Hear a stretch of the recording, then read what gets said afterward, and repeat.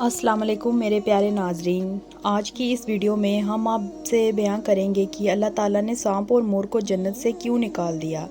ان دونوں نے ایسا کیا گناہ کیا تھا کہ اللہ تعالیٰ نے ان کو جنت سے نکال دیا اور ان کو بدصورت بنا کر زمین پر نازل کر دیا۔ سانپ اور مور جنت سے آئے ہوئے جانور ہیں۔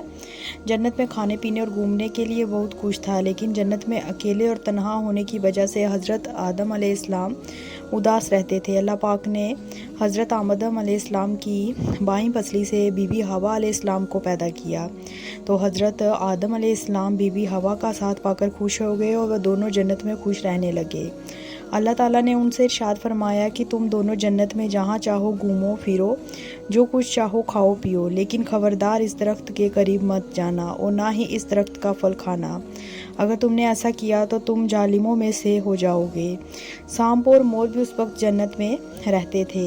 وہ دونوں بھی جنت سے باہر آیا جایا کرتے تھے۔ اس وقت سانپ کے پیر بھی تھے۔ اس وقت سانپ کے منہ سے خوشبو آتی تھی اور مور آج جتنا خوبصورت دکھائی دیتا ہے اس سے کہیں زیادہ خوبصورت ہوا کرتا تھا۔ جب وہ جنت میں رہتا تھا، مور کے پاؤں بھی بہت خوبصورت ہوا کرتے تھے۔ ایک دن جب وہ دونوں جنت سے باہر آئے تو ان کی ملاقات شیطان سے ہوئی۔ شیطان نے ان دونوں سے کہا، مجھے بھی اپنے ساتھ جنت میں لے چلو۔ جواب میں ان دونوں نے کہا، ہمیں اللہ کا خوف ہے اور اس بات کا ڈر ہے کہ تمہیں ساتھ لے جاتے ہمیں کوئی دیکھ نہ لے، اسی لیے ہم تمہیں نہیں لے جا سکتے۔ شیطان نے اپنی دوستی کا واسطہ دیا کہ ہم دوست ہوا کرتے تھے، مجھے بھی ساتھ لے چلو۔ مور نہیں مانا، لیکن شیطان نے انہیں بہلایا پھسلایا، جس پر سانپ مان گیا اور سانپ نے شیطان کو مشورہ دیا کہ تم میرے منہ میں بیٹھ جاؤ اور میں تمہیں جنت میں جا کر اگل دوں گا اور اس طرح تمہیں کوئی بھی دیکھ نہیں سکے گا۔ سانپ نے شیطان کو منہ میں بٹھا کر جنت میں جا کر اگل دیا۔ اس طرح شیطان جنت میں دوبارہ داخل ہونے میں کامیاب ہو گیا۔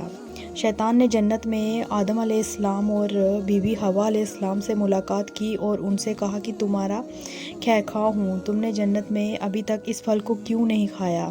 تو دونوں نے کہا، اللہ تعالیٰ نے ہمیں اس پھل کو کھانے سے اور اس پیٹ سے دور رہنے کا حکم دیا ہے، اس لیے ہم نے اس پھل کو ابھی تک نہیں کھایا اور نہ ہی کھائیں گے۔ جب حضرت آدم علیہ السلام سو گئے تو شیطان بی بی حوا علیہ السلام کے پاس آیا اور اسے بہکانے لگا کہ اللہ پاک نے تمہیں یہ پھل کھانے اس لیے منع کیا ہے کہ تم اس پھل کو کھانے کے بعد تم نہ مرنے والے بن جاؤ اور ہمیشہ کے لیے جنت میں رہے رہو۔ تو پھر بی بی حوا علیہ السلام نے شیطان کے بہکاوے میں آ کر اس پھل کو کھا لیا۔ جب حضرت آدم علیہ السلام سو کر اٹھے تو بی بی حوا نے انہیں یہ پھل کھانے کے لیے مجبور کر دیا اور وہ پھل حضرت آدم علیہ السلام کو بھی کھلا دیا۔ جیسے ہی ان دونوں نے وہ پھل کھا لیا تو فوراً ان دونوں کا جنت کا لباس اتر گیا۔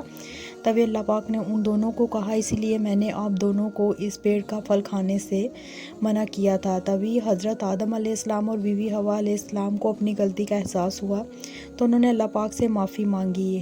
اللہ تعالیٰ نے انہیں معاف کر دیا اور اسی وقت ان دونوں کو زمین پر نازل فرما دیا اور ایک خاص وقت تک زمین پر تمہارا ٹھکانہ ہے اور تم زمین پر ہی رہو گے۔ اللہ تعالیٰ نے شیطان کو جنت